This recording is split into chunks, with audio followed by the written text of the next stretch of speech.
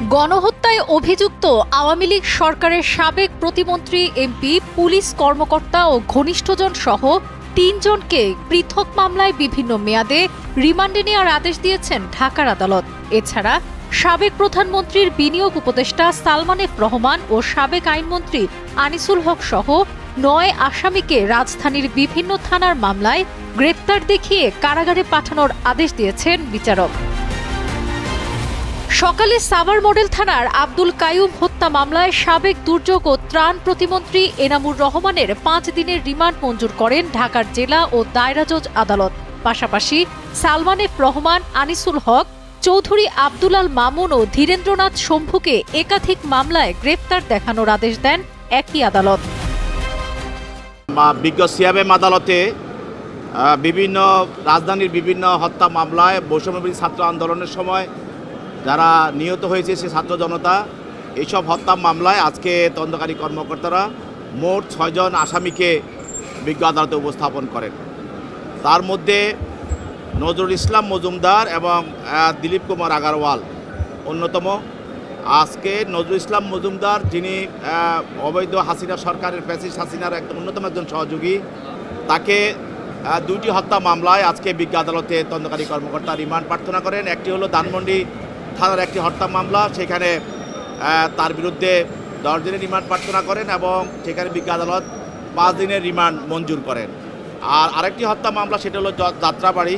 এই যাত্রাবাড়ি হত্যা মামলায়ও সেখানে তার বিরুদ্ধে 10 দিনের রিমান্ড প্রার্থনা করা হয় তদন্তকারী কর্মকর্তা। বিজ্ঞ আদালত সেখানেও 5 দিন রিমান্ড মঞ্জুর করেন।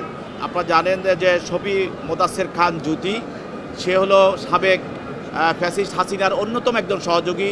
জুলাই গণহত্যার যে একজন মাস্টার মাইন্ডের মধ্যে সে একজন। তার ছেলে এই জ্যোতি তার পিতার ক্ষমতাটাকে ব্যবহার করে বিভিন্ন সময় বিভিন্ন বাহিনী তৈরি করে ঢাকা শহরের বিভিন্ন জায়গায় সে ত্রাসের রাজত্ব কায়েম করেছিল। ঘটনাটা ঘটেছিল 18 সালে। একজন মানুষের বাড়িতে গিয়ে তার বাড়িতে আক্রমণ করে, তার থেকে টাকা চিন্তায় করে টাকা নিয়ে যায় এবং তার স্টাম্প নিয়ে যায়, চেক নিয়ে যায়। এই ঘটনাটা 18 সালে ঘটেছিল, কিন্তু তখন মামলা করা যায় নাই যেহেতু ফ্যাসিস্ট হাসিনার শাসন ছিল। পরবর্তীতে মামলা করা হয়। এই মামলায় তার বিরুদ্ধে 7 দিন রিমান্ড প্রার্থনা করা হয় এবং তাকে 7 দিনে তার রিমান্ড মঞ্জুর করা হয়। আর বাকি আসামি যারা ছিল তাদেরকে সনোরেশ করা হয়েছে, তাদেরকে CW মূলে জেল হাজতে প্রেরণ করা হয়। বৈষম্য বিরোধী আন্দোলনে ছাত্রদের ওপর নির্বিচারে গুলিবর্ষণের ঘটনায় সাভার থানায় অনেক হত্যা মামলা দায়ের করা হয়েছে।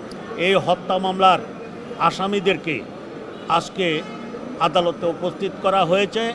তাদের রিমান্ড চেয়েছিল এবং একটা মামলায় রিমান্ডের আবেদন ছিল, আর বাকি 9টা মামলায় তাদেরকে গ্রেপ্তার দেখানোর জন্য আবেদন ছিল।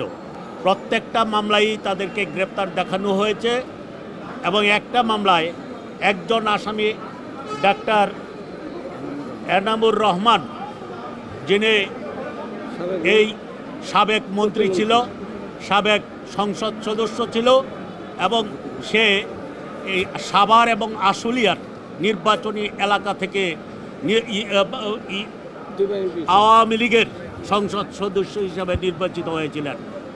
তার আশ্রয়ে প্রশ্রয়ে ওইখানে ছাত্রলীগ, যুবলীগ এবং স্বেচ্ছাসেবক লীগ সহ আওয়ামী লীগের অঙ্গাঙ্গ সংগঠন, অন্যান্য সংগঠনের নেতাকর্মীরা এই নিরীহ ছাত্র জনতার উপর নির্মমভাবে গুলিবর্ষণ করে, যার প্রেক্ষিতে ওদের প্রত্যেককে এই মামলায় এজাহার নামদারি আসামি হিসাবে উল্লেখ করা হয় এবং আজকে ডক্টর এনামুর রহমানকে 10 দিনের রিমান্ড চেয়ে তদন্তকারী কর্মকর্তা আবেদন করলে আমরা রিমান্ডের সপক্ষে বক্তব্য আদালতে উপস্থাপন করে এবং আমাদের বক্তব্যের প্রেক্ষিতে মাননীয় আদালত তাকে 5 দিনের রিমান্ড মঞ্জুর করেন।